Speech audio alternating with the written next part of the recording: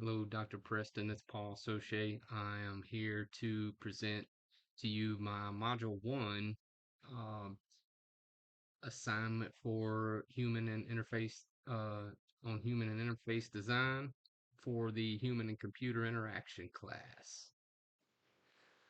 The topics today for accommodating diversity, I chose to discuss a little bit about the ATM interface and some of the things that we've done to help those things more accessible to the wider population of people. Secondly, I chose to discuss the mobile weather app uh, for attracting user attention and the different things that weather apps have to do to alert users to severe weather or anything that might be time sensitive. And I'll also be discussing bridging gulfs of execution and evaluation. And of course, I chose a couple of technology items, smart TV and smartphones. And yeah, I'm pretty excited to talk about those. So without further ado, we'll get started. So uh, for the ATM interface, um, really effective ATM interfaces provide users with a lot of features without being overwhelming. As you can see on this this Wells Fargo ATM, um, it has a ton of features. You have quick options for $60 in fast cash. You can deposit checks, get cash, if you changed your mind, you can have your card returned. There are options for privacy that allow you to show turn the balances that are displayed on the screen on or off. Um, so there's a lot of stuff that's very intuitive about the interface. They've done a very good job with making it really easy to do different things uh, quickly, and they used color schemes to help guide users in the right direction on how to effectively use the interface at the ATM. And then, of course, the second picture here shows the language options that help support a wide, diverse background of people who may not speak the native language. So other common languages for the area can be deployed along the ATMs in a certain area based on the population of on languages spoken amongst the population in that area. Um, Also, the ATMs have features to support the visually impaired. You can see here there are there's Braille on on all the numbers. Um, there are symbols, an X on the cancel button, the angle bracket button for to clear or back out something, and the circle for the enter, which are all universal symbols for these kind of actions that they'll perform. So it kind of makes it very user friendly for people who are visually impaired. Um, Also, you can see in the other picture here that there's audio assistance for visually impaired, where an audio jack is provided where the ATM will give a limited set of features, but they will give them step-by-step instructions to allow them to complete their transactions. And the Americans with Disabilities Act put forth a lot of requirements back in 2012. Um, I believe is when the law was passed that required certain accessibility features for ATMs. Um, as you can see, the maximum height for the top selection is 48 inches so that it can be easily reached from a seated position. Um, Also, there's a 48 by 48 area that's that should be kept clear in front of the ATM to enable users of wheelchairs to be able to approach it from the front, uh, and without having anything in their way, and also to be able to reach everything. um, the location of the cash dispenser and the printer and the card feeder, um, it's all set at a low level, so that's easily accessible from anybody in a wheelchair.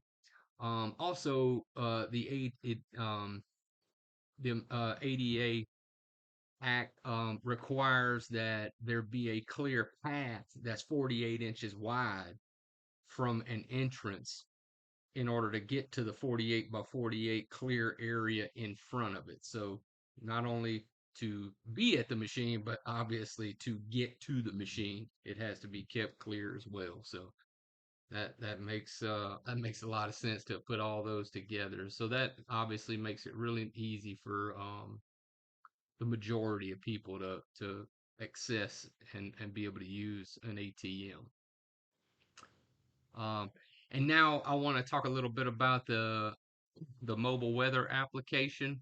Um, they obviously nowadays play a critical role in all of our lives, um, in terms of keeping us informed of impending dangers, of upcoming weather.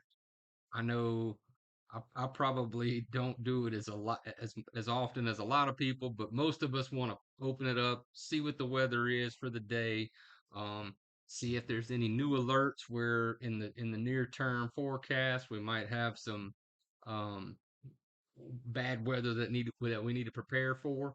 But one of the most important things I think are the notifications that these things can provide to you.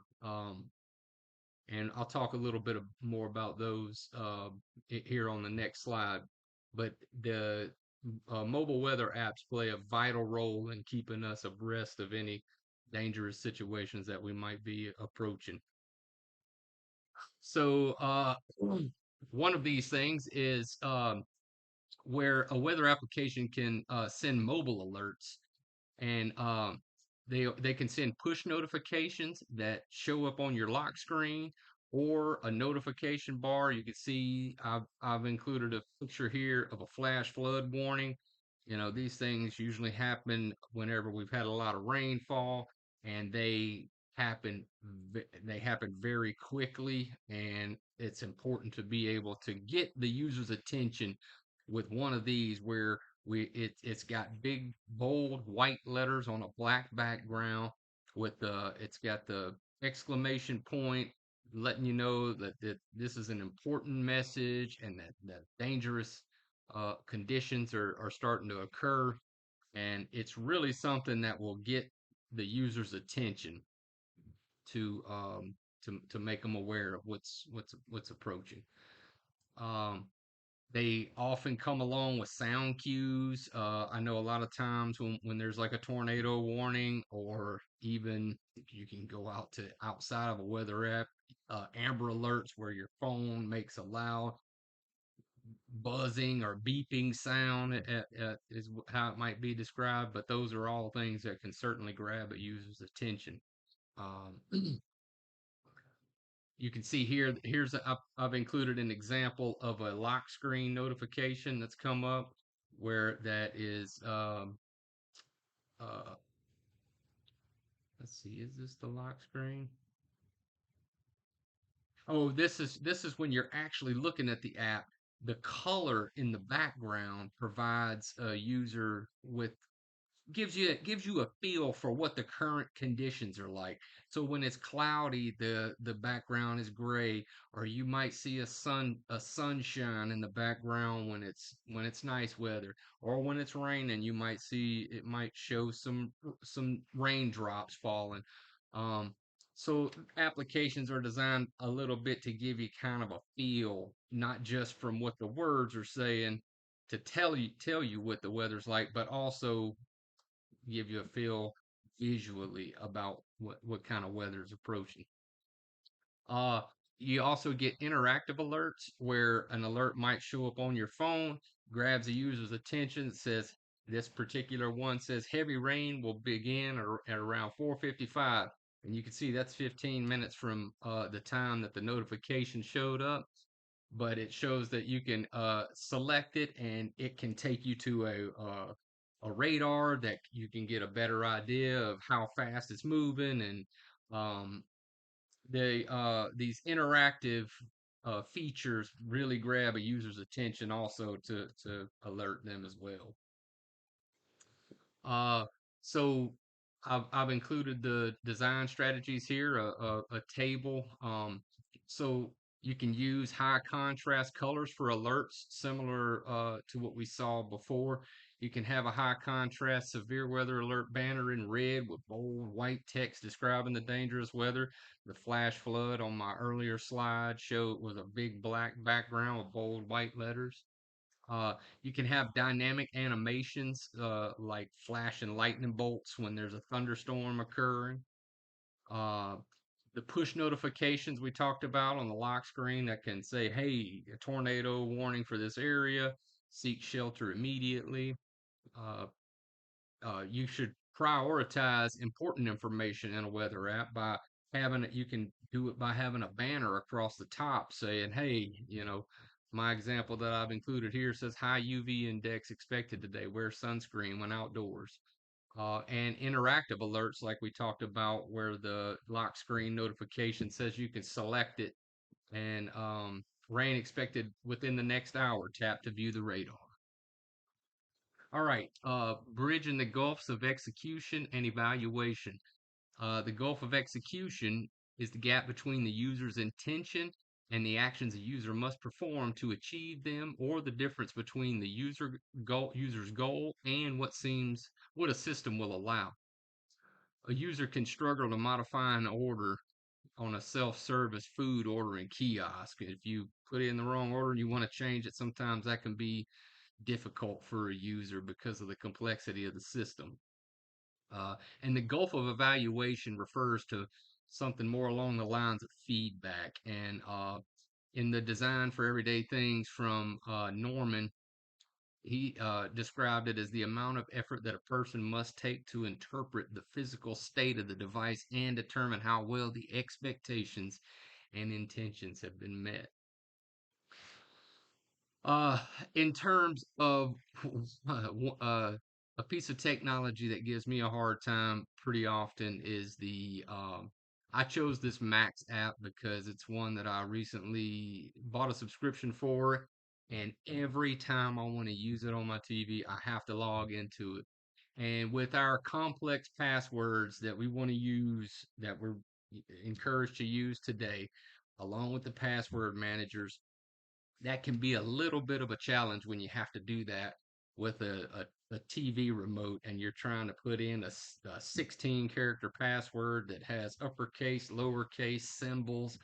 Uh, that can definitely provide a lot of friction. So that is kind of an example of one that could use some improvement when it comes to a user interface to make things a little bit easier for legitimate users to log into their account. Um, and so a better option that's out there or something that I uh, interact with on a daily basis and is really super convenient and I take it for granted is the fingerprint scanner to unlock my smartphone. Um, as you can see, I've mentioned here that it's just a very intuitive interface. I mean, there's a fingerprint on the screen, so it's really easy for any user to understand. Like, if you want to unlock the phone, you just put your finger on the spot where it shows a fingerprint, and it by doing that, you can eliminate all the pin codes and the different pattern combinations, whatever other type of lock screen options that are out there. The only other ones that I can think would be this simple or the face unlock, which those are pretty nice too, but I prefer the fingerprint myself. Uh, but and those are those items there, the intuitive interface and the complex codes, those are bridging that gulf of execution where it's really easy for a user to understand what they should do to accomplish their goal. And And then for the Gulf of evaluation, where it comes to terms of feedback, um, again, it does a great job at that because if you're successful, there's only two options you can have here. You're going to unlock the phone or you're going to fail at unlocking the phone. And if you're successful, the phone will unlock. If you're unsuccessful, the phone will vibrate and give you an error message that says lets you know you were unsuccessful and that you need to try again. And most of them actually, after a few failures, say, "Hey, you got to go to use your passcode." But they're pretty sensitive and do a pretty good job of picking up my fingerprints from all directions, and they do a very good job. So uh, the convenience that they provide, along with the security, is pretty uncommon, and it makes for a real easy and easy to use interface. Um, and that is all for my presentation. Uh, I hope you enjoyed it, and I will be submitting this right now. Good night.